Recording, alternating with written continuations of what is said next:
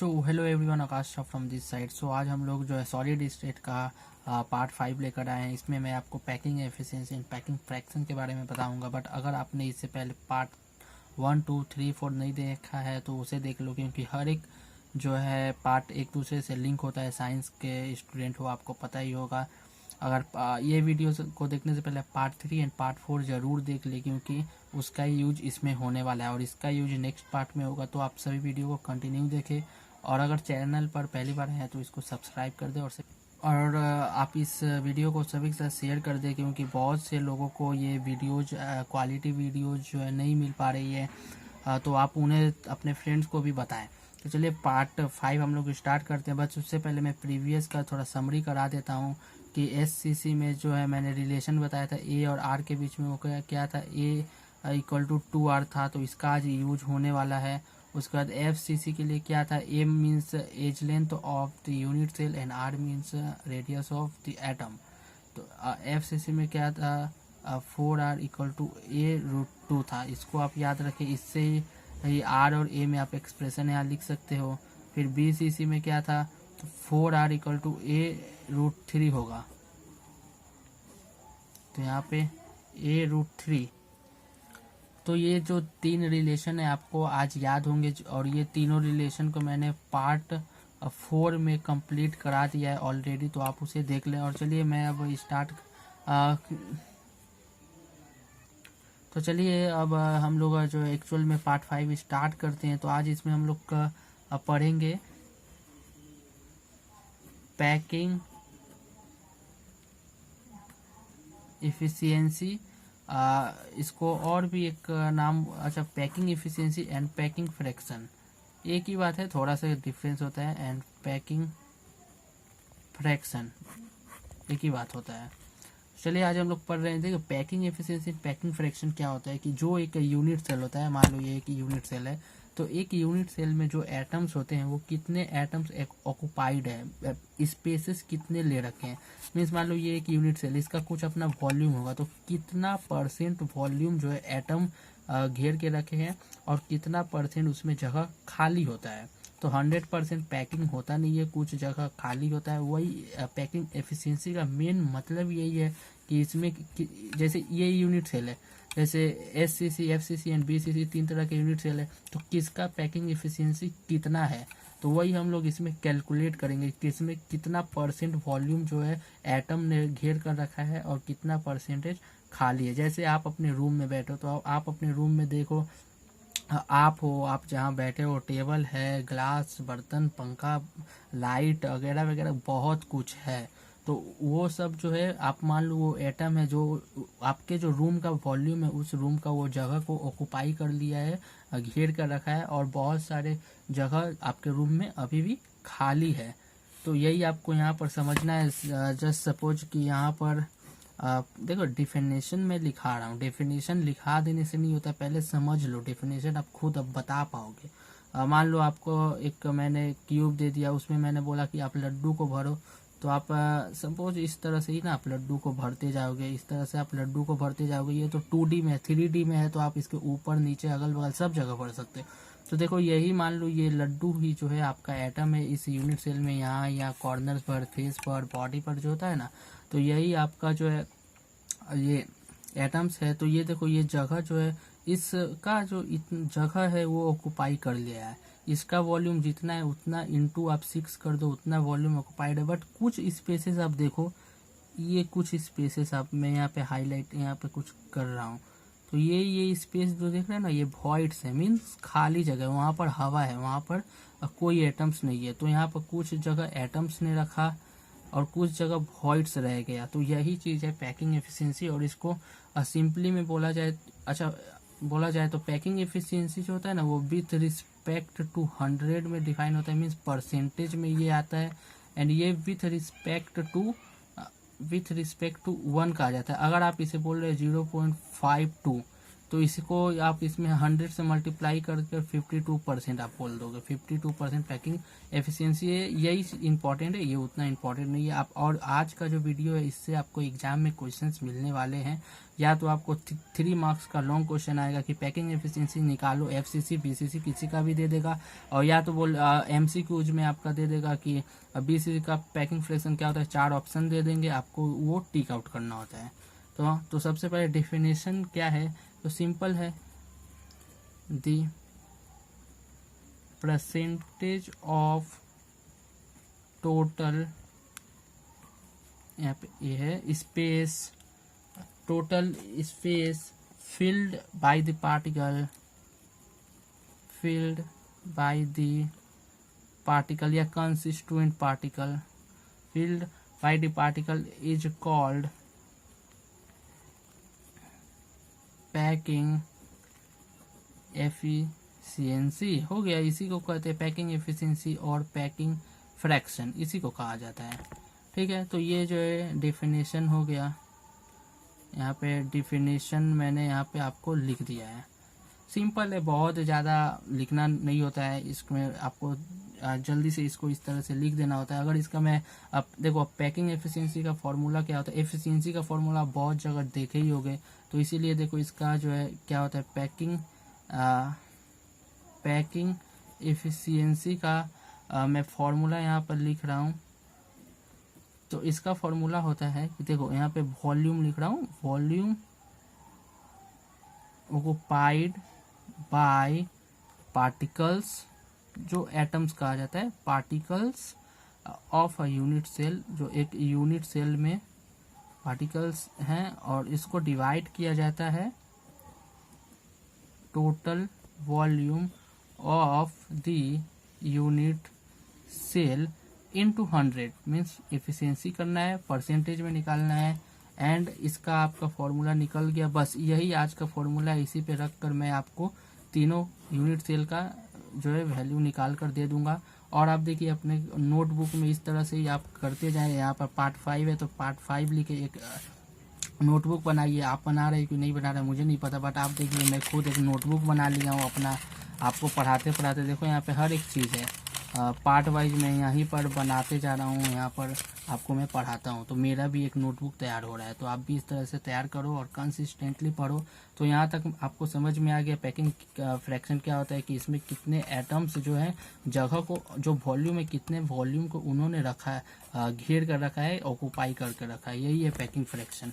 सो अब हम लोग को निकालना है, सपोज अब क्वेश्चन वो जो है SCC simple cubic unit cell, face centred cubic unit cell, body centred cubic unit cell का आपको निकालना है।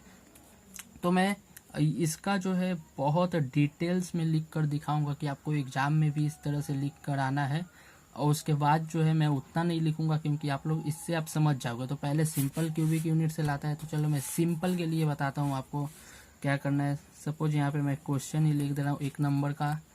तो यहाँ पर देखो इस तरह से एग्जाम में भी आपको हेडिंग देना होता है, पैकिंग एफिशिएंसी ऑफ, एग्जाम है, एग्जाम में पूरा लिखना। यहाँ पर simple cubic unit cell SCC. तो देखो यहाँ पर मैंने हेडिंग दे दिया है। तो यहाँ पर देखो लिखना कैसे, मैं ये इसको मतलब पूरा डिटेल्स में बताऊंगा। ऐसे सिंपल यूनिट सेल बोला किसको जाता है आप सभी को पता ही होगा। तो चलिए देखते हैं। सबसे पहले मैं एक आपको डायग्राम बनाकर दिखाता हूँ। देखो यहाँ पर जो है सिंपल का मैं बता रहा हूँ, ये यूनिट सेल है, आप बनाते जाए, मुझे नहीं पता मैंने आपको पार्ट 5 तक आते आते कितनी बार ये डायग्राम बना दिया है, बचपन से भी बनाते आ रहा हूँ, और आई थिंक 50 से 100 बार तो बना ही दिया हूँ। तो इसमें जो एटम्स जो है कहाँ पर होते हैं, कॉर्नर्स पर होते हैं, ठीक है, पता ही होगा 8 कॉर्नर्स पर होते हैं। और कहाँ होते हैं, और जी यस, और कहीं नहीं होते हैं, सिर्फ कॉर्नर्स पर होते हैं, यही है, यहाँ पर होते हैं। देखो आपको यहाँ पर लिखना होता है इस तरह से, आप थोड़ा ना एग्जामिनेशन में लिखना इस तरह से डायग्राम बनाकर। इसको अभी ये बहुत छोटा बन गया, इसको थोड़ा मैं अच्छा से बनाऊंगा। देखो लिखना इस तरह से, इन एससीसी अरेंजमेंट, ठीक है। अब पूरा लिखना, आप SCC लिखकर मत छोड़ना। SCC का मतलब क्या होता है, सुप्रीम कोर्ट। SC मतलब सुप्रीम कोर्ट भी होता है, तो आप पूरा लिखना। उसके बाद कोष्ट में ब्रैकेट में SCC भलो लिख सकते हो। वहाँ पर लिखना the atoms are located only at, ये देखो कॉर्नर से, only at the corners of cubic unit cell. Unit cell के जो है कॉर्नर्स पर लोकेटेड होते हैं। और उसके बाद जो है ये जो पार्टिकल एक दूसरे को, जब मैं एटम के रूप में ऐसे ऐसे दिखाऊंगा ना, तो ये एक दूसरे से टच भी करते हैं। मैं अगले अभी बनाऊंगा वो वीडियो। एंड यहाँ पर आप आगे लिखोगे and the atoms touches each other along the edge length of unit cell. एक ट्रिक भी मैं यहाँ बता रहा हूँ कि आप जो और भी 2-3 लाइन जोड़ना चाहो तो जोड़ देना। एग्जामिनर ज़्यादा पढ़ता नहीं है, बट उसको लिखा हुआ मिलना चाहिए। नहीं पढ़ेगा, नहीं पढ़ नंबर आपको दे देगा, बट लिखा नहीं रहता है तो वो नंबर 1 नंबर काट लेगा, इसीलिए आप लिख देना। हाँ, तो अब यहाँ पर देखो, हम लोग यहाँ पे सपोज करते हैं कि ये जो डिस्टेंस है ए है। पार्ट 4 में मैंने ऑलरेडी ये बता दिया है, तो जिसने नहीं देखा है वो थोड़ा देख लेना उसको। Let edge length of cubic unit cell equal to a. आपको इस तरह से एग्जामिनेशन में लिखना है, इसीलिए मैं इस तरह से लिख रहा हूँ। Radius of the particle equal to R. ये आपको जो है फॉर्मूला में ए और आर यूज करना है, इसीलिए आप यहाँ पे पहले बताओ कि ए क्या है, आर क्या है। उसके बाद देखो,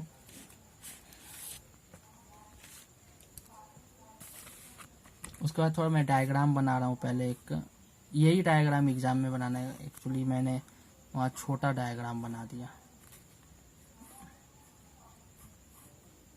थोड़ा बड़ा डायग्राम चलेगा। यस, तो इस तरह से बनेगा, ये सही है। यस, तो यहाँ पर जो ये एटम्स का जो सेंटर दिखाया जा रहा है यहाँ पर इस तरह से है।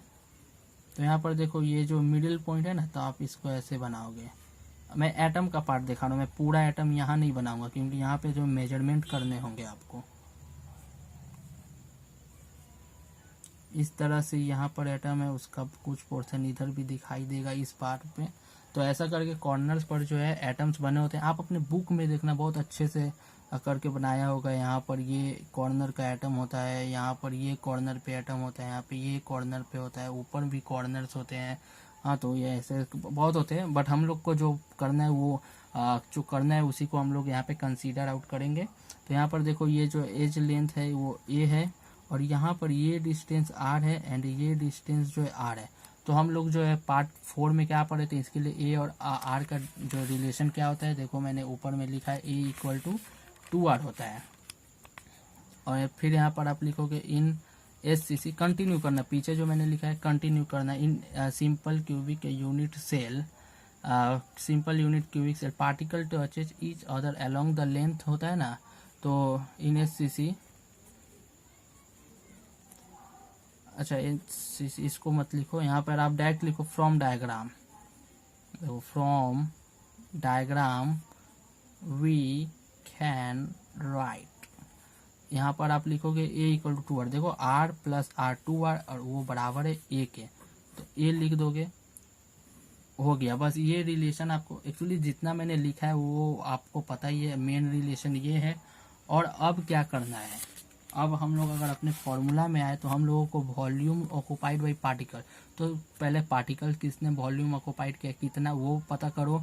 उसके बाद जो यूनिट सेल जो है आपका, उसका टोटल वॉल्यूम कितना है, और उसको इंटू 100 से मल्टीप्लाई बाद में कर दिया जाएगा। तो यहाँ पर देखो वॉल्यूम ऑफ ईच पार्टिकल आप लिखना, volume of each particle. Suppose atom जो है स्पेरिकल है, तो उसका जो ये होता है 4πr क्यू। अगर बायो के स्टूडेंट हो तो आप ये सब थोड़ा याद कर लेना। वॉल्यूम जो है स्फीयर का क्या होता है ये होता है। मैथ्स वाले हो तो आपको तो ये यूज करना ही है बहुत जगह। तो हम लोगों को देखो पता है कि सिंपल यूनिट सेल में टोटल एटम कितने होते हैं, 1 होते हैं। अब कैसे आता है नहीं आता है वो पार्ट 3 में मैंने बताया है। तो इसीलिए मैं बोल रहा हूँ कि पार्ट 3, पार्ट 4, पार्ट 5 सब एक दूसरे से लिंक्ड है। तो 1 एटम होते हैं, 1 एटम होते हैं, ठीक है। तो यहाँ पर मैं लिखूंगा, एक्चुअली यहाँ पे थोड़ा लैंग्वेज भी लिखना है, इसमें मैं लैंग्वेज लिखा रहा हूँ और सब में मैं लैंग्वेज नहीं लिखूंगा इतना। तो उसके बाद आप लोग लिखना, देखो इसलिए मैं थोड़ा आप लोग इतना मशक्क़त कर कर इतना लिख रहा हूँ। We know number of particles या इसी को बोलते हैं एटम्स फॉर SCC। अगेन आप पूरा लिखना है SCC सेल इज 1 लिखना, इसीलिए जो होगा, इसीलिए therefore total volume occupied bye atoms, एक का कितना था, एक का था 4πr क्यू। टोटल एटम कितने 1 है तो 1 से मल्टीप्लाई कर दो, रिजल्टेंट वही आया 4πr क्यू, यही आया। उसके बाद जो है अब फॉर्मूला में क्या था नीचे, वॉल्यूम ऑफ द सिंपल, ये यूनिट सेल का। सो नाउ मत लिखो, वो फॉर्मूला में लिखा जाएगा। तो यहाँ पे होगा total volume of the simple cubic unit cell. इसका क्या होगा, देखो ये एज लेंथ ए है तो एक क्यूब का यूनिट क्या होता है, a into a, length into breadth into height equal है यहाँ पर। तो यहाँ पर होगा a into a equal to a cube. अब देखो फॉर्मूला में उसको सिंप्लीफाई करने के लिए आपको सभी को या तो आर के टर्म में रखो या तो ए के टर्म में रखो। तो इसीलिए यहाँ पर जो ये रिलेशन यूज हो जाएगा। आपको ए में चाहिए तो आर का वैल्यू बैठा दो, वहाँ पर इस तरह से आपको ए चाहिए तो ए मिल जाएगा, आर चाहिए तो आर मिल जाएगा। उसके बाद यहाँ पर ए के जगह क्या होता है, देखो 2r होता है, तो मैं इस 2r को यहाँ पे बैठा दूंगा, 2r क्यूब को जैसे बैठा, 2 का क्यूब कितना होता है 8, r क्यूब है तो r क्यूब। अब देखना r क्यूब से r क्यूब यहाँ पे फ्रैक्शन में कट जाएगा। अब क्या करना है, यही हम लोग दोनों को चाहिए था। फॉर्मूला में क्या होता है, volume occupied by atom per unit volume of the cell.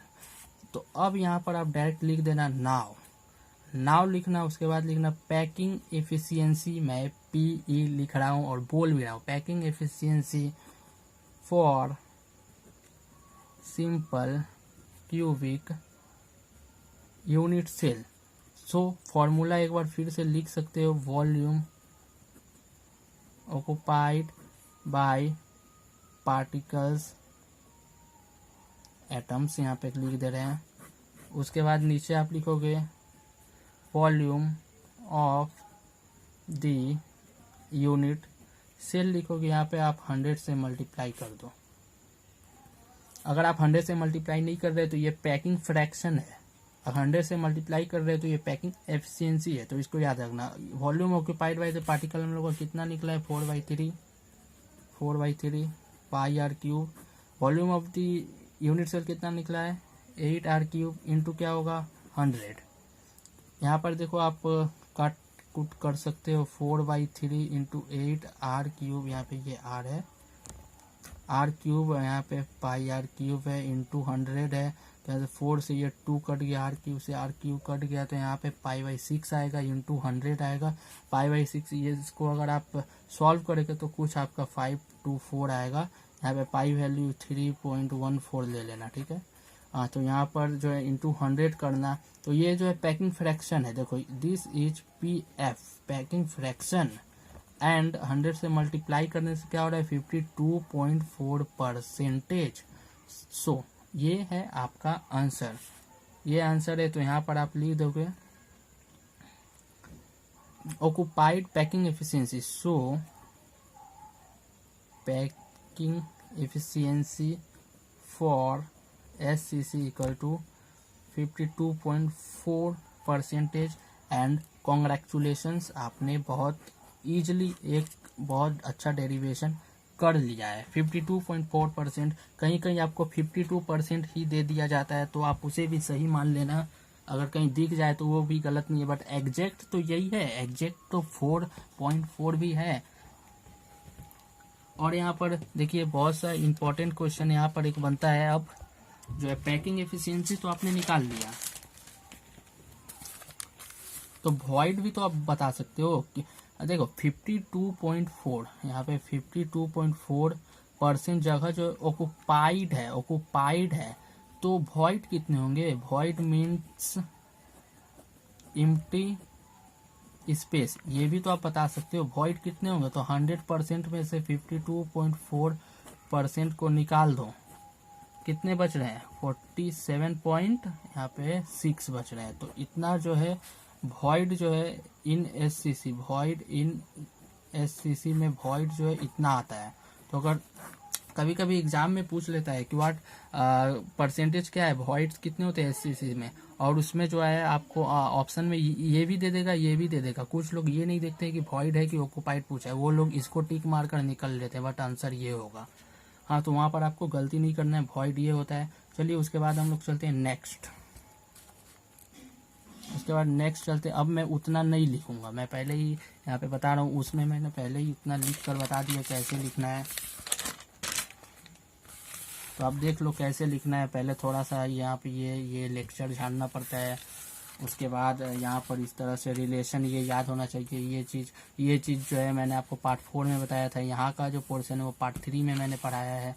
और इस तरह से फॉर्मूला पर डालकर आपका आंसर निकल जाएगा। मेरा एक 1.5 पेज का आंसर है, आपको भी इतना लंबा एग्जाम में करना होगा। उसके बाद जो है पैकिंग एफिशिएंसी हम लोग निकालते हैं। चलिए किसके लिए निकालें पैकिंग एफिशिएंसी? फॉर बॉडी के लिए पहले निकाल लें क्या? चलो फिर एफसीसी के लिए निकाल। Packing efficiency for body centred cubic unit cell. चलो इसके लिए हम लोग कुछ निकाल लेते हैं। Body centred cubic unit cell के लिए हम लोग निकाल लेते हैं। तो इसमें भी अब मैं वो आपको बता ही दिया हूँ कि मैं उतना लेक्चर लिखने वाला नहीं हूँ, तो आप इसको डायरेक्ट करना।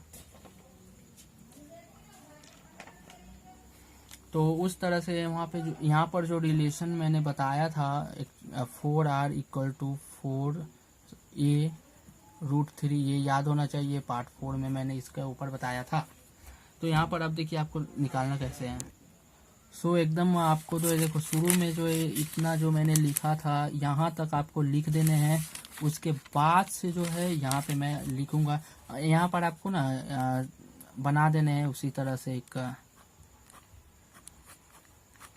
देखो मैं थोड़ा जल्दी बना दे रहा हूँ। यहाँ पर आपको बनाकर यहाँ पे इस तरह से एटम दिखा देना बस।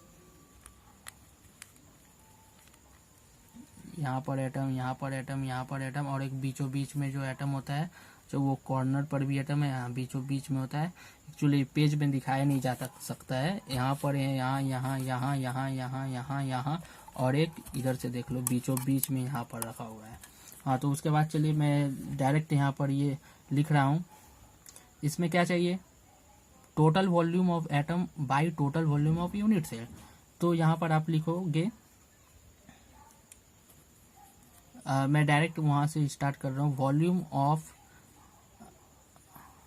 1 एटम, स्फेरिकल मानोगे उसको लिखोगे 4/3 पावर क्यूब, बहुत ही सिंपल है। And total volume of atoms या पार्टिकल्स क्या लिखोगे? एक का हुआ 4/3R³ इंटू इसमें कितने एटम्स होते हैं? 2 होते हैं। कैसे आया? इसके लिए आप लोग पार्ट 2 देख ले, बहुत डिटेल्स में ये सब आता है, इतना सिंपली नहीं बता सकता हूँ। कॉर्नर्स का कितना कंट्रीब्यूशन होता है? 1/8। कितने एटम से? 8 कट कर 1, और बीच में एक एटम है उसका कंट्रीब्यूशन फुल 1 होता है, तो इसीलिए 1 और कॉर्नर्स का 1 इक्वल टू 2 आ जाता है।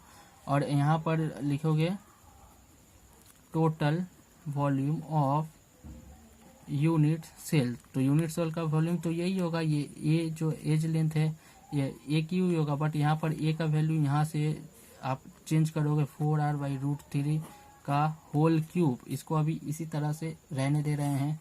उसके बाद जो है नाउ पैकिंग एफिशिएंसी का फॉर्मूला जो होता है, आप पैकिंग एफिशिएंसी का फॉर्मूला आपको पता है, आप यहाँ पे उसका फॉर्मूला लिख देना, टोटल वॉल्यूम ऑफ एटम्स या पार्टिकल्स, उसके बाद जो है total volume of unit cell, आप इसको मल्टीप्लाई कर देना इनटू 100 से मल्टीप्लाई करना। तो यहाँ पर देखो टोटल वॉल्यूम ऑफ एटम क्या है, 2 इंटू 4/3 पाई आर क्यूब, उसको डिवाइड करना, इसको इसमें क्यूब गिरा दो तो 64 आता है, इंटू आर क्यूब आता है, और उसके बाद √3 का क्यूब कितना आता है, 3√3 लिखा जाता है। ये सब कुछ याद करने की चीज़ें, √3 है या 2 का ऊपर क्यूब है, √2 का ऊपर तो 2√2 लिख देना होता है।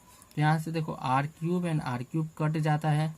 उसके बाद देखो यहाँ से आप कैंसिलेशन करोगे तो आपका सिंपली कैंसिलेशन करके क्या बचेगा, चलो मैं कर ही देता हूँ। तो यहाँ पर 8 बचेगा ऊपर में, और नीचे में तो आप 3 आएगा इंटू 64 आएगा, इंटू ऊपर 3√3 बचा, एंड पाई इंटू 100 बच रहा है। तो 8 से 8 यहाँ पे कटेगा, 3 से 3 कट गया, तो यहाँ पर आपका आंसर आएगा पाई√3/8 इंटू 100। अगेन मैं बता रहा हूँ कि ये पैकिंग फ्रैक्शन होता है, 100 से मल्टीप्लाई करने से पैकिंग एफिशिएंसी आएगा। तो इसका वैल्यू कुछ 6.8 आएगा, इंटू 100 कर दोगे तो यहाँ पे 68% आ गया। तो यहाँ पर आप लिखोगे packing efficiency for BCC, very simple, आप यहाँ पर निकाल लिए, यहाँ पर आप निकाल दिए हो 68%। तो अगर मैं वॉइड की बात करूँ तो क्या है, कितने जगह जो है एम्प्टी प्लेसेस कितने बचे हैं, कितने थोड़ा यहाँ पे स्पेलिंग गलत हो गया, एम्प्टी कितने स्पेसेस बच रहे हैं, तो 100 माइनस 68 कर देना तो कितना आएगा, 32%। इजिली कैलकुलेशन है, आप देख लो, इतना परसेंट ऑक्युपाइड है, 32% वॉइड है। तो चलिए इसी के साथ हम लोग चलते हैं।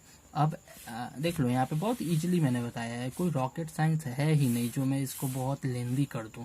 जितना सिंपली बताना चाहिए उतना ही सिंपल बताता हूँ कि आपको याद भी रखना है, एग्जामिनेशन में लिखना है। आपको एक चैप्टर एक टॉपिक तो देखना नहीं, आपको एक चैप्टर पूरा देखना होता है। उसके बाद जो है बहुत सारे चैप्टर है, बहुत सारे सब्जेक्ट आपको देखने पड़ते हैं। एंड उससे भी बड़ी बात, साइंस के स्टूडेंट है तो कितना प्रेशर है वो मुझे भी पता है, आपको भी पता है। तो यहाँ पर देखो कितना सिंपली मैंने निकाला। अब उसके बाद चलिए पैकिंग एफिशिएंसी निकालते हैं फॉर FCC। आई होप अब आप ये निकाल लोगे, आप वीडियो पॉज कर आप निकाल सकते हो। Packing efficiency for face centre cubic unit cell, आप इसको इजीली निकाल सकते हो, कुछ चेंज ही नहीं है, चेंज नाम की कोई चीज़ ही नहीं है यहाँ पर। आपको सिंपली आता है सिर्फ नंबर ऑफ एटम्स कितने होते हैं, इसमें ये पता होना चाहिए जो कि मैंने पार्ट 3 में बताया है। एंड A और R के बीच में रिलेशन क्या होता है आप तो देख ही रहे हो, दोनों में वही किया गया है। तो वो भी चीज़ आपको पार्ट 4 में मैंने बताया था। जो रेगुलरली देख रहे हैं वो तो बहुत ही अच्छा है।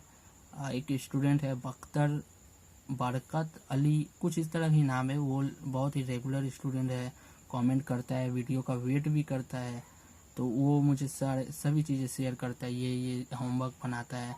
तो यहाँ पर देखो फेसेस पर एटम्स होते हैं, चारों फेसेस पर, और इस सामने वाले फेस पर और पीछे वाले फेस पर दे रहा हूँ, इसमें समझ में नहीं आता है। तो देखो यहाँ यहाँ यहाँ यह एटम है, नीचे इस कॉर्नर पर एक इस फेस में, तो एक इस फेस में, एक यहाँ इस फेस पे है, तो एक नीचे वाले फेस पे, एक इस फेस पे एटम है, इस फेस पे एटम है। तो इसी को यहाँ पर दिखाना हो है। तो मैं डायरेक्ट आपको यहाँ पर स्टार्ट कर दे रहा हूँ बिना किसी भी चीज़ का। आपको यहाँ पर आपको 4R = A√2 का ये रिलेशन आपको पता होना चाहिए, जो मैं पार्ट 4 में बता दिया था। और एटम कितने होते हैं FCC में वो मैंने आपको बता दिया था इन द पार्ट 3 में। तो यहाँ पर चलिए स्टार्ट करते हैं direct. Volume of one atom का वॉल्यूम अगेन वही होगा 4/3 पाई की। मैं बता रहा हूँ कि वो जितने भी चीज़ें हैं वो सब लेक्चर जो है लिखना होता है कि in FCC we note that atoms are placed located at the corners and the each centre of the faces. फिर वहाँ से आप ये रिलेशन दिखाओगे फ्रॉम द डायग्राम, ये रिलेशन दिखा दोगे जो पार्ट 4 में बताया था। उसके बाद आप यहाँ से शुरू कर देना। वॉल्यूम ऑफ वन एटम यहाँ पर लिखोगे इसलिए टोटल वॉल्यूम ऑफ एटम पूरा, तो एक का था 4/3 pi are Q, and FCC में क्या होता है 4 एटम्स होते हैं। देखो सबसे ज़्यादा एटम्स इसमें होते हैं, तो सबसे ज़्यादा पैकिंग एफिशिएंसी भी इसका ही होगा, इसमें ही सबसे ज़्यादा एटम जो है जगह को घेर कर रखेंगे, स्पेस करके, स्पेस बहुत यहाँ पे कम होगा। तो उसके बाद यहाँ पे लिखना है कि total volume of unit cell, तो क्या होता है ए क्यूब होता है यूनिट सेल का, इसका जो यहाँ पर भी लेंथ वही है ए, और ए इंटू ए हो जाएगा। ए का यहाँ से आप वैल्यू निकालोगे 4r/√2 का होल क्यूब आएगा। सो यहाँ बस आपको फॉर्मूला में क्या चाहिए, total volume of atom divided by total volume of unit cell. So यहाँ पर आप लिख दोगे देयरफॉर पैकिंग इफिशियंसी का क्या आएगा, लो फिर से मैं लिख दे रहा हूँ, volume of atoms by total volume of unit cell. Actually मैं सभी से पूछता हूँ, तो चलो आप लोग से ही पूछ लेता हूँ कि आपका ब्रेन भी अगर एक यूनिट सेल है तो उसमें कितना % जगह जो ऑक्युपाइड है, मीन्स मैं जितना ये पढ़ाता हूँ, आप जहाँ से भी पढ़ते हो, कितना % जगह ऑक्युपाइड होता है और कितना जगह आपका वॉइड रह जाता है आपके ब्रेन के अंदर। बहुत से स्टूडेंट का तो हाल पता ही है कि उनका 1-2% जगह ही पढ़ाई के लिए होता है, बाकी का जगह PUBG, TikTok, Facebook, Instagram, YouTube, funny video, इसी सब के लिए भरा होता है। तो थोड़ा उसका स्पेस आप 1 से 2% कर दें और इस सब को जो है 90% कर दें, इन सब को ब्रेन में लेने के लिए। चलिए कंटेंट पर आते हैं। तो टोटल वॉल्यूम ऑफ एटम क्या आएगा, यहाँ पे देखो 4 × 4/3 pi r cube. I know आप सबको पता है कि अब ये क्या मैं बोरिंग सा पढ़ा रहा हूँ, क्योंकि आपने फर्स्ट एंड सेकंड जो देखा था वहाँ पर SCC FCC उसी से आपको पता चल गया होगा क्या करना होता है। तो 4r/, तो यहाँ पर मैं, अच्छा कुछ बच्चों नहीं समझ पाएंगे तो मैं लिख कर उसको खोलूँगा ब्रैकेट। तो यहाँ पर आपको करना है 4 × 4, मैं 3 को डायरेक्ट नीचे ले रहा हूँ, पाई आर क्यूब इंटू यहाँ पे उसको फिर से आप तोड़ना नहीं, चलो 4 × 4 × 4 भी ऐसे भी लिखो तो और इजी रहेगा। इजी कैसे रहेगा,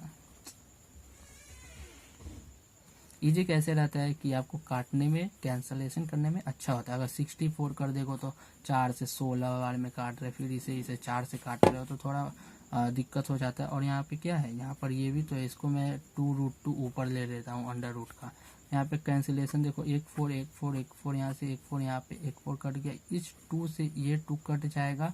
तो यहाँ पर क्या निकल कर आता है आप देख लो, यहाँ पर r³ से r³ कट गया, तो यहाँ पर जो है बच गया है √2, तो पाई√2 बचा, और नीचे जो बचा है 6 बच रहा है, 6 × 100। अगर इसको आप सॉल्व करते हो तो 0.474 × 100 आता है। अगेन बता रहा हूँ ये पैकिंग फ्रैक्शन है, और यहाँ पे 74% 100 को मल्टीप्लाई करके परसेंटेज में डाल दोगे तो ये 74% जो है पैकिंग एफिशिएंसी है। पैकिंग एफिशिएंसी फॉर FCC देखो 2 से 3 मिनट में ये भी कंप्लीट कर दिया है। जो समझाना होता है वो फर्स्ट में समझाना होता है, क्योंकि सभी चीज़ आपको पार्ट 3 पार्ट 4 अगर क्लियर है तो पार्ट 5 5 6 7 8 सब क्लियर हो जाएगा, आराम से क्लियर हो जाएगा। बस एक देखना है सिंपल का मैं दिखा दूंगा, ये FCC या BCC का दिखा दूंगा, तो उसके अलावा जो 2 यूनिट सेल है उसको आप आराम से कर ही लोगे। तो यहाँ पर हो गया। अब यहाँ पे जो है वॉइड्स क्या है, इन FCC में वॉइड्स क्या होते हैं, तो 100 - 74% करोगे तो यहाँ पे आपका वॉइड निकल कर आता है ओनली 26%। देखो सबसे ज़्यादा पैकिंग इसी का क्यों आया, क्योंकि इसमें नंबर ऑफ एटम्स भी तो सबसे ज़्यादा है, 4 है, उसमें 2 है, फिर सिंपल में 1 है, बॉडी सेंटर में 2 है, बट इसमें 4 है, इसीलिए इसमें इसका पैकिंग फ्रैक्शन सबसे ज़्यादा आया है। तो चलो अगर ये वीडियो मैं यहीं पे कंप्लीट करना हूँ, एक्चुअली आधे घंटे से भी हाई हो गया है, बट यहाँ पे कंप्लीट करने से पहले एक समरी चार्ट बनाना बहुत ही ज़रूरी होता है, इम्पोर्टेंट कर आप यहाँ पे एक चार्ट बनाओगे, टेबल बनाओगे, इम्पोर्टेंट टेबल, ताकि आप एग्जामिनेशन में सिर्फ ये टेबल को ही ज़्यादा पढ़ोगे। तो देखो टाइप ऑफ यूनिट सेल करना है यहाँ पर, उसके बाद यहाँ पे करना पैकिंग इफिशिएंसी उसका कितना होता है, यहाँ पे वॉइड कर देना, ठीक है। यहाँ पे चलो रैंक भी कर दो। अब रैंक का मतलब क्या, सो यहाँ पे रैंक का मतलब क्या होता है आप लोगों को पता ही होगा, एटम्स पर यूनिट सेल। तो यहाँ पर चलो मैं अब यहाँ पे ब्लू पेन से बता दे रहा हूँ। फॉर SCC पैकिंग ये कितना होता है, आई होप अब तक तो आपने याद कर ही लिया होगा, 52.4%, 52.4%। एंड वॉइड्स कितने होते हैं, 47.6%। रैंक क्या होता है, number of per unit cell atom 1। उसके बाद चलो FCC का लिखते हैं। FCC का कितना होता है, तो यहाँ पर होता है आपका 74%। एंड वॉइड्स होता है आपका 26%। इसका आएगा 4, आपको पता ही होगा हर चीज़, ये मैंने प्रीवियस वीडियो में भी टेबल में दिया था।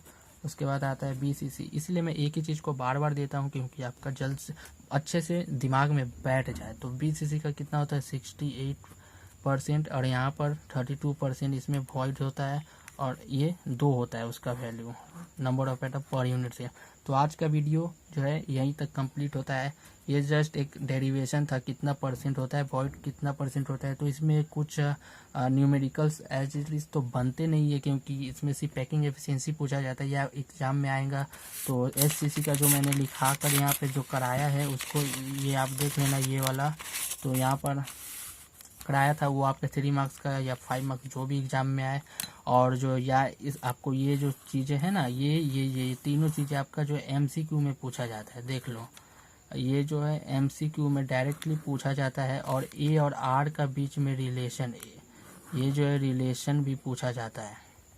चलो यहाँ पे मैं रिलेशन लिख देता हूँ। A = 2R होता है, 4R = A√2 होता है, 4R = A√3 होता है। एग्जाम में A√3 नीचे टान देगा, √2 नीचे टान देगा, या 4 को नीचे टान देगा, जैसे भी हो, बट एक्चुअली आपको याद यही तीनों रखना है। और इससे आप √3 टान दोगे तो A = 4R/√3 हो जाएगा। एग्जाम में जो भी हो आप कर लोगे, ये तीनों याद रखना है, ये आपको याद रखना है। तो ये वीडियो यहीं तक है। उसके बाद जो है नेक्स्ट वीडियो जो है उसमें बहुत इंपॉर्टेंट है, डेंसिटी का फॉर्मूला आता है ना, उसके बाद coordination number and Schottky defect, Frenkel defect, ये सब आएगा। एंड ह्यूज न्यूमेरिकल्स मैं दूंगा वहाँ पर, ह्यूज न्यूमेरिकल्स, यहाँ तक कि मैं कुछ नोट्स भी दे दूंगा कि आप लोग ये न्यूमेरिकल अपने घर में प्रैक्टिस करना, क्योंकि हर एक न्यूमेरिकल वीडियो में तो मैं नहीं करा सकता, होमवर्क के तौर पर वो दूंगा। तो चलिए ये सब डेंसिटी कोऑर्डिनेशन ये सब कराऊंगा नेक्स्ट वीडियो में। तो आज के लिए इतना ही। सभी से थोड़ा शेयर कर दे ताकि सभी लोग देखें, और वीडियो को थोड़ा पूरा देखिए प्लीज़, मैं बोल रहा हूँ वीडियो को पूरा देखिए ताकि मेरा वॉच टाइम थोड़ा इंक्रीज हो पाए। वीडियो को आप लोग बहुत ही कम देखते हो, जितना का लेंथ का वीडियो है 35 मिनट्स का है तो आप उसे देखो। वीडियो थोड़ा लंबा होगा ही, साइंस का वीडियो है, केमिस्ट्री का वीडियो है, हर एक पॉइंट को अच्छे से समझाना होता है, प्रीवियस चीज़ों को समझाना होता है, लिखना होता है। तो ये इसीलिए इतना साइंस भी हार्ड सब्जेक्ट होता है, तो उसको उतना ज़्यादा टाइम देकर पढ़ाना भी पड़ता है। चलिए इसी के लिए आज के लिए इतना ही। I am Aakash signing off. पढ़ाई करते रहे, ऑल द वेरी बेस्ट। मिलते हैं इन द पार्ट 6।